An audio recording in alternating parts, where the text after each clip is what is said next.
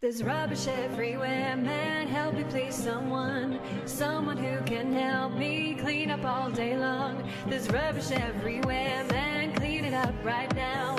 Clean it up right now, being clean will be my vow. Yes, rubbish is indeed everywhere. In fact, councils across England spend over £340 million of your money picking up litter and cleaning streets every year. In the London Borough of Newham, you can be fined £80 on the spot for dropping litter. But has this stopped the residents of Newham from dropping their litter on the street? I have littered before, yeah. I've never littered before, knowingly. I have never littered before.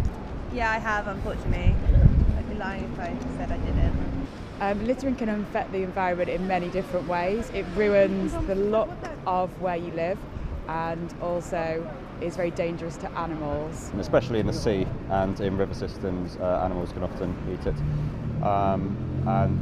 But also it's just aesthetically unpleasant. I've seen pictures like, on the beach of, the beer cans. They're all connected by those plastic things. I've seen them get caught around their necks before, like birds. Littering makes me livid. I can't stand it. It makes me very angry. Littering annoys me. Yeah, it annoys me if it's like untidy and it's everywhere. Especially if there's a bin near around and people can just put it in the bin when it's simple to do. It doesn't create a nice place to live. I think people need to be educated to prevent littering, educated at school, and parents should not think that it's acceptable for their children to throw crisp wrappers on the street. But how can you best educate people about litter?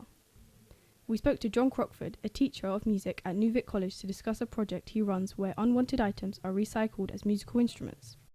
Okay, I've developed a project whereby we take junk that people have thrown out and people have donated, and I've gone and got from junkyards, literally, inner tubes, car tyres, pipes, and I develop musical structures and recordings and using technology to make new musical things happen with junk. That's effectively what my interest in the kind of the recycled angle is. This was part of a film that I helped make.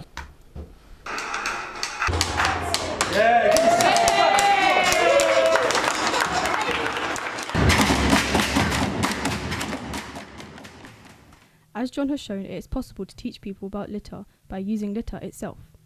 We went to the Forest Recycling Project in Waltham Forest to speak to Nilesh Patel to explore further how unwanted items can be given a new lease of life. We primarily focus on diverting paint away from landfill. We do this by collecting from over 5 London boroughs and 10 waste sites. What the premise of it is residents donate their paint to these centres, and then we collect it, and we have a team of volunteers to quality check and reprocess the paint to eventually sell from £1 a litre, or we give it away free to community groups. But how easy is it to persuade someone to purchase a recycled product rather than a brand new product? Reused and recycled items aren't in fashion at the moment because they deem it to be of a lower quality, and I don't think they know the damage that using new things can actually have and how many resources go into making that new product. Get the message across, and hopefully behaviours will change in time, but hopefully it's not too late. Many experts argue that we have now damaged our planet to an extent where it is impossible to fix. We spoke to Saatchi Lloyd, author of the successful Carbon Diary series, to find out whether or not it is too late for us to change our ways. No, it's not too late to halt the effects of man-made climate change, but there's no question that it is a very, very, very precarious situation.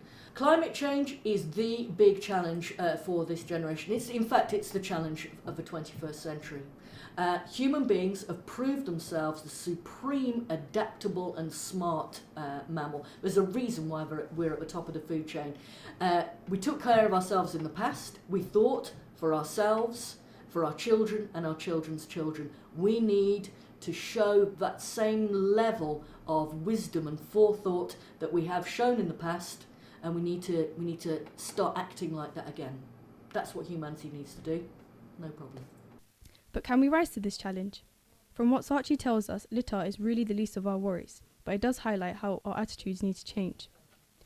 Our society celebrates a culture of waste and excess. In our quest for the latest technology, the cheapest product, the hassle-free alternative, can we take a step back and see what we have done to our planet? If we are truly to change the future of our world, then we must first change ourselves. It's not the answer, but it's a good place to start, so put it in the bin, the right bin.